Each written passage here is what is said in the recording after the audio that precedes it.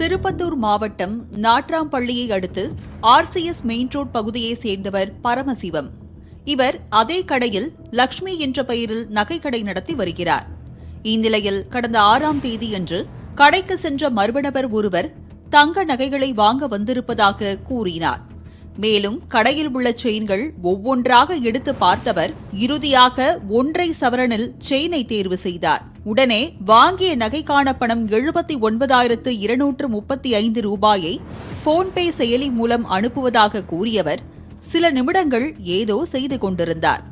பின்னர் செல்போனில் மெசேஜ் ஒன்றை காட்டியவர் பணம் அனுப்பிவிட்டதாக கூறிவிட்டு நகையுடன் வெளியே சென்றார். பணம் வந்துவிட்டதாக நினைத்த கடை உரிமையாளர் 2 மணி நேரம் கழித்து வங்கி கணக்கை சரிபார்த்தார்.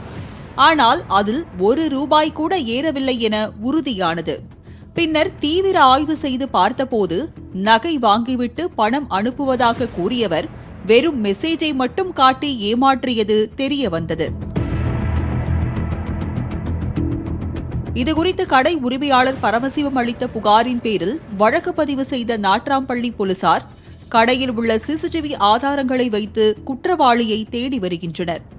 போன்பே, ஜிபே மூலம் பணம் அனுப்புவதாக கூறுவோர் இதுபோன்ற வெற்று குறுந்தகவலை அனுப்பியும் அல்லது பணம் சென்றுவிட்டது சில நிமிடங்களில் வந்துவிடும் என கூறினால் அதனை நம்ப வேண்டாம் என காவல்துறை சார்பில் அறிவுறுத்தப்பட்டுள்ளது.